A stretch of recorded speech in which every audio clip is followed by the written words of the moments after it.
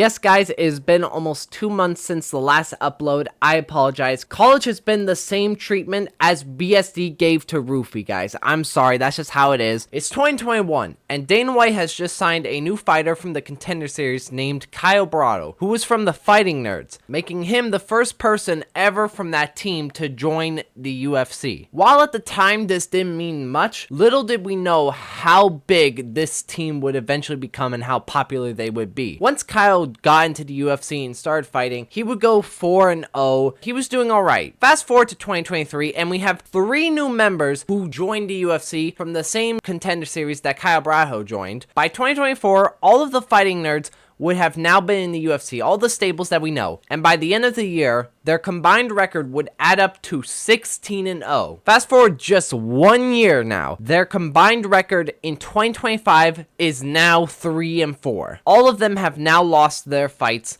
and it looks like that none of them will be fighting for the title anytime soon. So what the hell happened? How could a fighting team with so much momentum in 2022, having so many new fans joining them, the hype of these guys were unreal last year, how could they just lose it all in less than a year? Okay, so before we go into this video, guys, I do want to establish that yes, I know Carlos Prates won his last fight against Geoff Neal by devastating KO, and now he's going to be fighting Leon Edwards on the Makhachev and JDM card. But for the sake of this video, we'll just forget about that, and for the point of this video, we'll just ignore it, and we'll just, continue on with what my points on these videos are going to be. You'll see what they are, but without further ado, back into the video. So why did the Fighting Nerds lose their hype? I think it just comes down to a very simple answer, in my opinion. They were never as good as people portrayed them to be. I honestly think that the Fighting Nerds were overhyped, in my opinion, because when you look at all of these guys' run in the UFC up until they lost, they have had, in my opinion, very favorable matchups. Let's go look into it for each of these guys. Now, to start this off, we're going to start off with the first member who lost from this team, ignoring Bruno Silva. I know she lost, but we're just going to focus on these 4. Carlos Prates. Carlos Prates was the first member to lose this year, losing to Ian Garry. Losing to Ian Garry is not a bad loss per se. Ian Gary's good, don't get me wrong, but he was kind of a favorable matchup for Carlos Prates. So I'm gonna be straight up real with you. I think the UFC saw Ian Garry and they were like, yeah, this guy's pretty chinny and he's high up in the rankings. Why don't we give Carlos Prates, the guy who has one of the most dangerous power in that entire division, let's give him the guy who potentially is the most fraudulent when it comes to his chin. Carlos Prates just could not hit him. Garry was smart. All he did was he just spammed the high kicks, preventing Carlos Prates to push forward to him, thus basically neutralizing Carlos Prates' biggest threat. And even when Carlos Prates had Ian Garry hurt in that last round, he was literally chasing him. Ian Garry was literally running on the ground, begging not to get finished by Carlos Prates. And Carlos Prates, with the smartest IQ I've ever seen, just doesn't really try to push the finish. I have no understanding what went through his head. You're down 4 rounds, essentially. You might as well try to, have more aggression going in that 5th round to try and finish him. I'm no expert. Let's look at Carlos Prates' 4 fights in the UFC before he fought Ian Garry. He fought Travis Gells, Charles Radtke, Li Jingyang, and Neil Magny. All of those aren't really, too high-skilled fighters. Even his last fight against Neil Magny was, not a very difficult fight whatsoever. I'm very certain that the betting odds were a minus 700, 500 for Carlos Prates. Neil Magny, listen, he does have fraud checking ability. I mean, look what happened to Jake Matthews, Mike Malott. This guy does have fraud checking ability, but I'm sorry, I don't think any fraud checking ability Neil Magny had was going to save him against Carlos Prates, especially when he was on that run. He was on a 4 knockout streak KO. And before that, he fought Li Jingyang. Li Jingyang hadn't come back in the UFC for about 2 years by that point. And listen, he tried to withstand Carlos Prates' power, but he just caved in.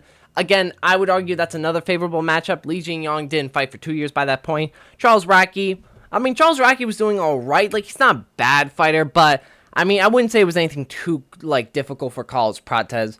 Travis Gells is just mid, I'm not gonna lie. There's nothing too crazy about him in my opinion. And again, that loss to Ian Garry makes me worried because now Carlos Prates is going to be now fighting Leon Edwards on the Madison Square Garden card. And I don't know, man. I could see that fight being a very similar scenario to Ian Gary versus Carlos Prates, because Ian Gary and Leon Edwards have very similar styles, in my opinion, very kickboxing heavy styles. Leon Edwards is very good with that, in my opinion. He's a boring fighter, do not get me wrong, but I feel like Leon Edwards has also the mindset that, like, he needs to win this fight, so I feel like he's gonna be a lot smarter when it comes to fighting Carlos Prates. I just feel like that, like, this is a fight that could be very bad for Carlos Prates. We'll have to see, though. Carlos Prates did bounce back against Jeff Neal, and unlike the other fighting nerds, his future is looking bright. I will give him that. Alright, next up we have Mauricio Rufy. Now, Mauricio Rufy is, honestly, this is the worst one out of all these guys who have lost. Like, this was bad. Like, okay, before we talk about who he lost to, let's just look at his 3 fights before then. He fought James Merliklee, very easy fight, I'm not gonna lie, like, that was quite easy for him to finish. Then he fights James Longtop. Now, in fairness, he didn't finish him, but the guy missed weight by fucking like 500 pounds. Dude was a fat fuck, you know. He just does not understand how to make weight, so I can understand that he couldn't finish him because the dude literally just did not care. Then we get to the Bobby Green fight. Now, I will say at the time, this was a good test for Mauricio Rufy, but Mauricio Rufy, I would have still picked him by KO in like the first or second round. Goes out there, flatline KOs him, basically kills our boy Bobby Green. Rest in peace, him. He has not returned since. Then we get to the BSD fight. Holy shit. I can just go on and on and on about this fight, man. What an amazing performance by Mauricio Rufy, man. I mean, dude cannot grapple at all. I can't believe this. Like, dude was doing scissors takedowns against Jamie Lurkey and can't even defend a takedown against Benoit Saint-Denis. Now, in hindsight, this should have been how, like, the fight should have been predicted, because let's be real, like, BSD was able to take down Dustin Poirier. Even when he had staph infection, he was able to take down Dustin Poirier and control him for, like, the entirety of their first round. Got finished the second round, but still the point stands. You know, maybe I should have picked, you know, BSD, you know, maybe I should have picked him, you know, that was a bad pick, but still, Mauricio Rufy, BSD has no head movement. He has nothing. Like, I don't understand. How do you lose to BSD in 2025?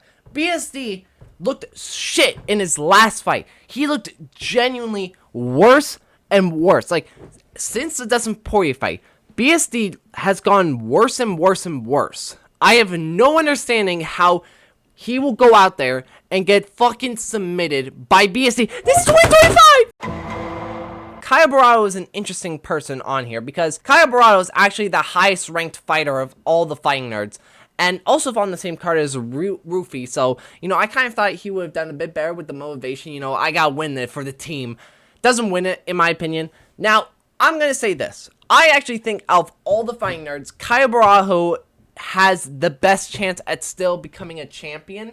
Do I think he will be? God, no. Absolutely not. I mean, you got fucking Khamzat Chimaev, Anthony Hernandez, RDR. Even a Robert Whittaker in this day and age, I think would be able to be a really hard test for Caio Borralho. And like 2025, I think that's a very still tough fight for him. But I will give Caio Borralho this. He had a very competitive fight against Nassourdine Imavov. Everybody will say Imavov schooled him. No, he did not. In my opinion, Caio Borralho had a very competitive fight. He lost to Imavov, in my opinion. He did lose after rewatching the fight. He lost to it, in my opinion, 3-2, very clearly. I still think Caio Borralho does have a chance to fight very well in this division. I do think he can beat guys still. Like, I could very much see him be in the top 3, top 5, depending on who he fights. I think he would beat a Sean Strickland. I think he would be an Adesanya. I don't know if he would be a Robert Whittaker. I still think Robert Whittaker can tangle around some of these guys in the top 10, but that's besides the point. Caio Borralho, out of all the fighting nerds, he has the best chance when it comes to his fighting career. Alright, and for the final member, the last one who lost, Gene Silva. Man, I could say a lot about this dude. If you guys remember, which was a while ago, I apologize. If you guys remember, I was on the Gene Silva hype train. I was in support of him versus Bryce Mitchell. I will admit that, but I grew to not like this dude. As time went on, as the months went on, I realized that I do not like this dude. He's cringe, he's annoying. I cannot stand this dude for the life of me. I was praying that Diego Lopez knocked this motherfucker out. I was praying. We all were. I'm sorry. And thank God he did, because I'm not gonna lie, in that second round when Gene Silva was kind of piecing up Diego Lopez, I was getting nervous, but man, Diego Lopez, thanks to the fucking granite chin, this guy has like literally titanium chin. Like, someone needs to check on what this dude is made of, because I don't understand how he was still standing and acting like it was fine when he got rocked like what, 5 times in that fight. He got rocked like 5 times by Gene Silva and just ate it. He ate it. And my favorite part about Gene Silva losing was the fact Gene Silva was spamming spinning back elbows multiple times during that fight. I'm counted like 8 or 9 of them he tried to do. And the one time Diego Lopez does it, boom, KOs him, finishes him like it's nothing. But with Gene Silva now losing, I will say, when it comes to Gene Silva's career, I also think he had favorable matchups. Looking at it now, I do feel like he had very favorable matchups. Bryce Mitchell, in my opinion, like, Bryce Mitchell could have potentially fluked him. That was the toughest fight prior to that point. I do think that's a very legitimate win. I will give him that. That is especially because he subbed him. I will stand by that. That is a legitimate win. Very impressive, in my opinion. But all the other fights, I would say Gene Silva had a decently easy fight. Like, Mekalov back to Sandien, I do think was another favorable matchup. I don't know why they gave this guy to him. And then after that, we then had Drew Dober.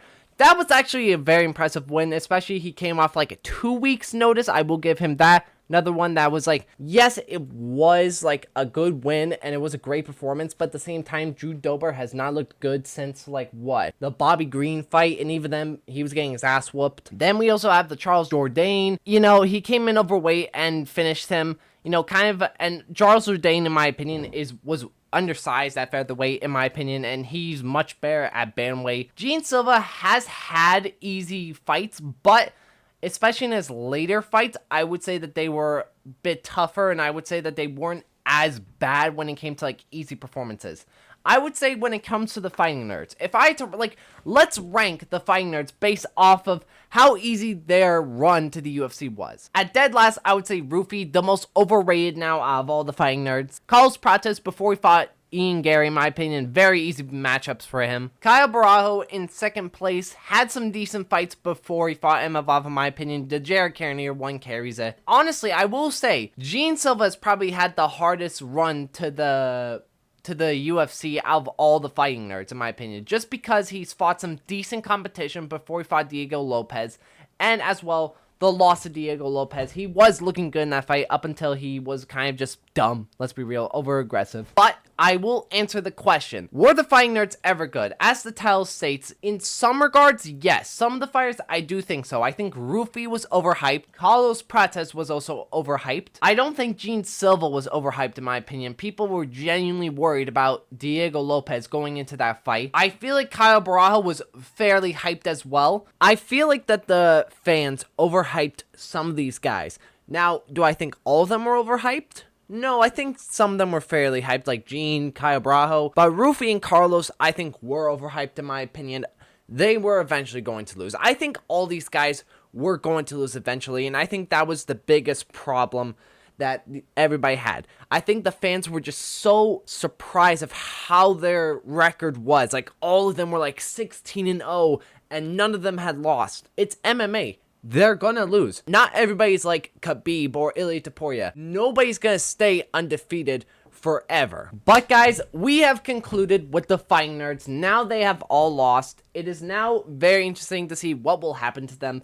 How will some of these guys improve? How will some of them not? Realistically, Roofy will probably never improve. His grappling is shit. You know, I appreciate you guys for watching this. I will return, guys. I hope you guys enjoyed this video. Peace!